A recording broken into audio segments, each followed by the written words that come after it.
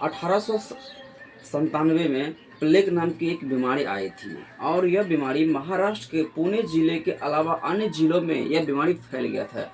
और इस बीमारी के चपेट में यानी कि प्लेग बीमारी के चपेट में उस क्षेत्र के सभी लोग आगे थे। और जिस व्यक्ति को प्लेग बीमारी होता था तो इनका मृत्यु निश्चित होता था, क्योंकि उस टाइम में ट्रीटमेंट करने वाला कोई नहीं था और ना ही कोई लोग इनको देखभाल करता था, ना ही कोई इनके बारे में सोचता था। यहाँ तक कि उनके दोस्त मित्र जो थे वो भी इनसे मुंह मोड़ लेते थे। जैसे उनको पता चलता था कि नहीं यह प्लेग बीमारी इनको हो गया, बहुत सारे ऐसे फैमिली मर गए, बहुत सारे ऐसे व्यक्ति थे जिनका घर परिवार सब विनाश हो गए, क्योंकि यह बीमारी एक महामारी का रूप धारण कर लेता।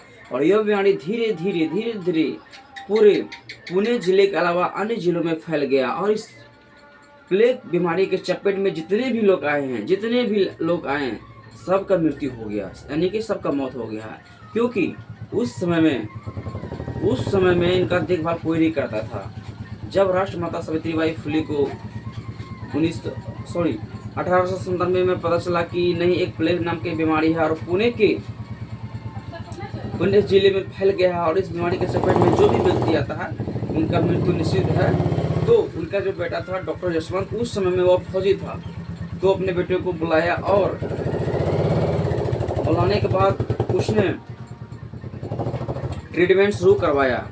और राष्ट्रमाता सावित्रीबाई फुले और अन्य मित्रों के साथ पुणे में जाकर के घूम करके जो भी व्यक्ति इस बीमारी से ग्रसित होते थे उनको लाते थे और उनका ट्रीटमेंट करवाता था। धीरे धीरे बहुत सारे लोग का जान बच गया। और उनका जो बेटा था यशवंत, वो अपने माँ को कहते थे कि माँ आप ऐसे मत जाया करो, नहीं तो आपको भी यह प्लेग बीमारी हो सकती है। तो उनका जो बेटा था यशवंत, वो समझाता था अपने माँ को, पर उसकी माँ नहीं मानती थी, क्योंकि वह शुरू से ही जो बात का प्रतिज्ञा कर लेती थी वह बात पूरा करके मानती थी। और पांडु नाम का एक लड़का था 6-7 साल का, उसके परिवार में जितने भी सदस्य थे प्लेग बीमारी के चपेट में आने के बाद उनका परिवार का सभी सदस्य मर गए।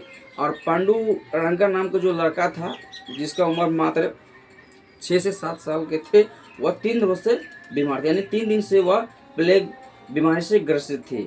उनको बहुत तेज बुखार था और 3 दिन से वह भूखा था। और राष्ट्रमाता सावित्रीबाई फुले जब उस पांडुरंगा को बचाने के लिए गया, तब राष्ट्रमाता सावित्रीबाई फुले प्लेग बीमारी से ग्रसित हो गए थे, यानी कि इन्फेक्टेड हो गए थे प्लेग बीमारी से। जब उनको लाया और डॉक्टर यशवंत देखा तो वह बहुत ज़्यादा घबरा गए, क्योंकि प्लेग बीमारी जो थे वो खुद राष्ट्रमाता सावित्रीबाई को इन्फेक्टेड कर दिए थे। और 1897 में राष्ट्रमाता सावित्रीबाई फुले प्लेग बीमारी से ग्रसित होने के बाद वह इस दुनिया से चला गया, यानी कि हमेशा के लिए वो सो गए। राष्ट्रमाता सावित्रीबाई फुले एक बहुत बड़ा महान व्यक्ति है, जिसने पूरे जीवन में हमेशा दूसरों को उद्धार की बात की, हमेशा दूसरों को आज़ादी की बात की, वो हमेशा शूद्र समाज के, दलित समाज के लोगों के लिए संघर्ष किए।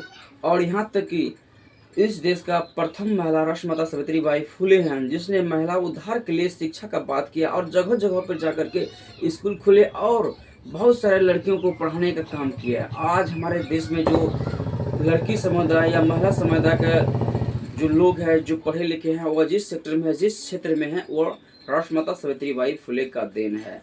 और वह दिन देखिए 1897 के दिन राष्ट्रमाता सावित्रीबाई फुले ने हम सभी को छोड़ के चले गए। यह बहुत दुख की बात है। और राष्ट्रमाता सावित्रीबाई फुले का चर्चा पूरे वर्ल्ड में होते हैं। जय हिंद, नमो बुद्धाय, जय लोकतंत्र।